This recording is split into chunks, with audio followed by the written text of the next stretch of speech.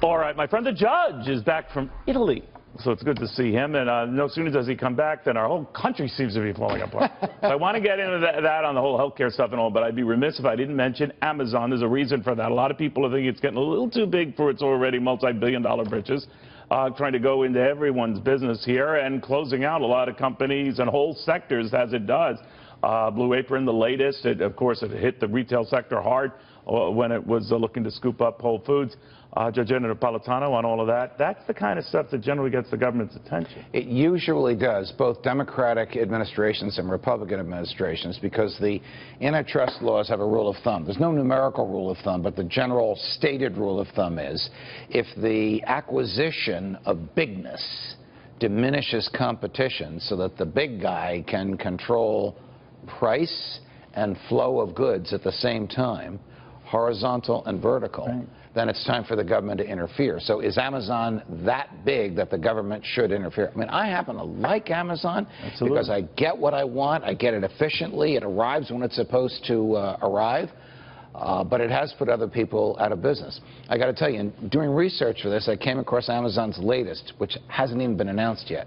You go to your physician, and the physician gives you a prescription, and he scans it in. And the prescription is at your home before you get there, because he scans it into Amazon, which delivers it by drone. Hasn't happened yet. The whole pharmacy industry would go... Correct. Well, if Amazon controlled the entire pharmacy industry, that would be an exponential expansion and would almost certainly attract the attention of federal regulators. I worry when they break into the TV news business. Then it's all over. You know, it's interesting. I'm an Amazon shareholder, been for many, many years, so just disclose that. But this kind of aggressive behavior, obviously I know what Jeff Bezos is trying to do, right? Create this conglomerate that controls the whole world. But at what point does it get regulators' attention? There's no numerical point. It's just when they think that the bigness gives too much power to one entity to control price and supply and movement of goods. Do they focus, Judge, on the market fall? Like when it bought Whole Foods, the whole retail sector suffered. When it did you got into Blue Apron's business with packaged meals that are mailed to, it hit Blue Apron and other smaller players. Do they focus on that, or do they say, okay, that's a short-lived bump? I am sorry to say that sometimes it's political, and it's been political for 100 years. And the classic case is the breakup of Standard Oil. John D. Rockefeller, by his acquisition of a lot of small oil companies, which became Standard Oil of New Jersey and then Standard Oil of Ohio, lowered the price of oil so dramatically.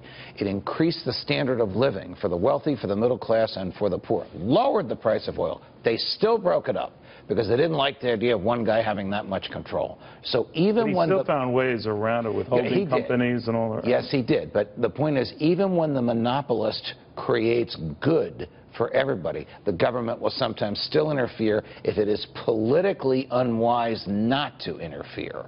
So if you are a Republican president, you don't like to think our institutions respond politically there, but he does own the Washington Post, not a friend to this administration, or perceived that way. What do you think? I would hope that the Justice Department would not make a decision on that basis, but they're human like the rest of us. Yeah. So I don't know where it's going to go. I was listening to you earlier on my friend Stuart Varney's show, and you were talking about this whole health care back and forth, and you cut back to the very premise, does the government have an obligation to do this? And you said something brilliant, which caught me, and I hope I got it right.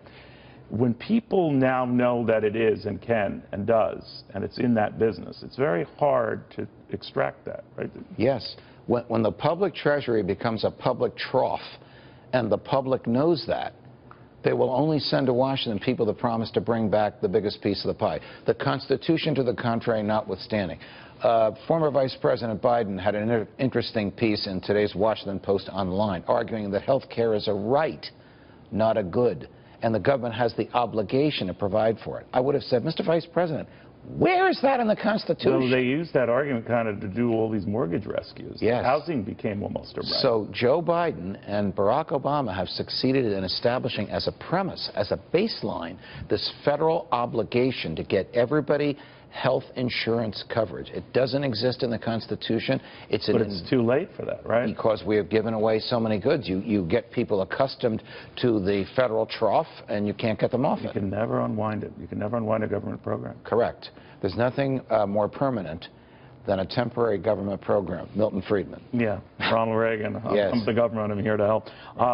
Where is this all going? I mean, Republicans look very amateurish. Now, I know their margins are such, and we try to point out at the outset of the show, that they have narrower margins than, for example, Democrats enjoyed when they came up with Obamacare. Yeah. So much so that they could afford losing 39 representatives in the House who voted against it. But the Republicans aren't so fortunate. You know, the concept of giving somebody a benefit that you can't take away is so strong that there are Republicans in the Senate who fiercely fought Obamacare who are afraid to vote to undo it because they want to get reelected. I think ads have already been made on yes, it, right? We're going to see the same thing happen, I think. You and I were talking during the break with tax reform. The more traditionalists, and I'm candidly in that camp, the small government types will say, let's lower the tax rates, but it's got to be accompanied by spending reduction. The president's not going to do that. The Democrats are not going to do that. Two-thirds of the Republicans are not going to do that. So it's not going to happen. But, you know, there are those who are clean philosophically on this, like your friend Rand Paul, but you must hate him now, right? Because he's destroying everything. I think he's a hero. You do? I do. And Mike Lee and Ted Cruz, I really do. So you're not in the camp that says, all right, this wasn't perfect, but it's better than what we had? If Barney hears me answer that, he's going to kick me off that show. Yeah, all right.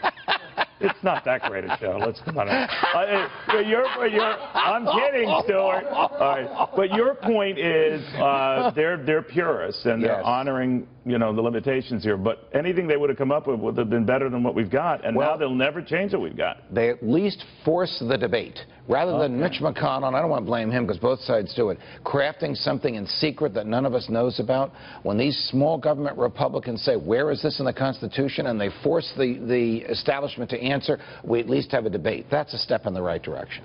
All right. This is the kind of crazy things they taught you at Princeton, right? All right. Judge Anna, That's why you have me here. All right. Thank you very much.